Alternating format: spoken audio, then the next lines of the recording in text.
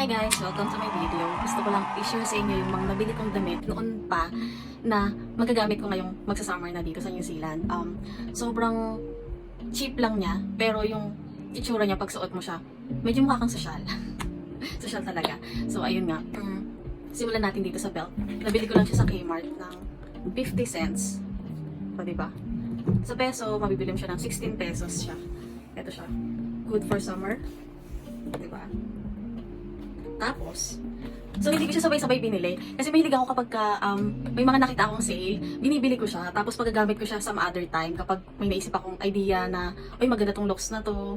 Gusto ko tong i-try. Tapos pagkasamasamahin ko yung mga nabili kong sale, ganun kasi ako eh.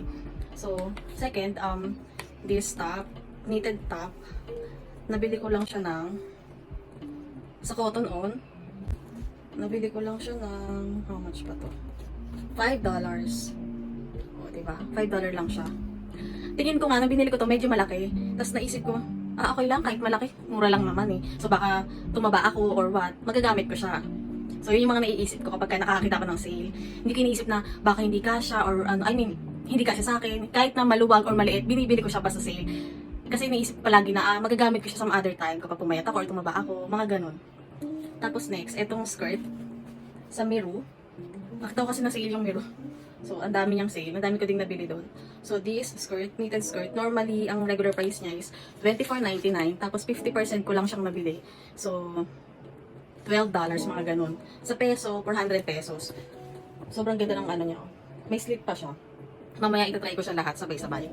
Tapos, pumunta kami ng second hand shop. Top shop dito sa New Zealand. Ukay-ukay. Yun. Nabili ko tong gold sandals na to. Bet na bet ko siya. $3 lang siya. Maganda pa, o diba? Medyo nagamit siya ng onti lang. Pero sobrang ganda niya sa paa. Nakakaputi, tapos nakaka-slim ng... Kasi medyo malapad yung paa ko eh. So parang naipit niya. Naipit ng net natin yung paa ko. So ayun. Susuot ko, papakita ko sa inyo. Bye! Babalik ako.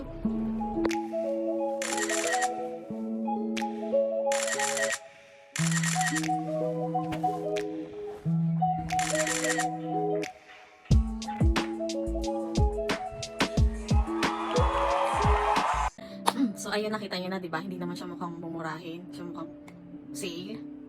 Basta, kapag bibili ka ng damit, lalo na ikaw mahilig ka magbihis, huwag kang bili ng mga regular price. Maghanap ka ng mga sale na kahit na wala sa panahon, bilhin mo lang siya, tapos ikip mo, tapos some other time, some other season, magagamit mo siya.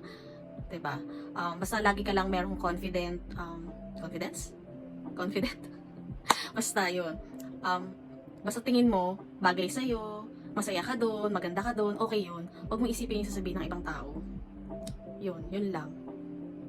So, thank you for watching. See you on my next video. Charot. Gagawa pa ako ng mga iba ko pang nabili. Papakita ko din sa inyo. Bye!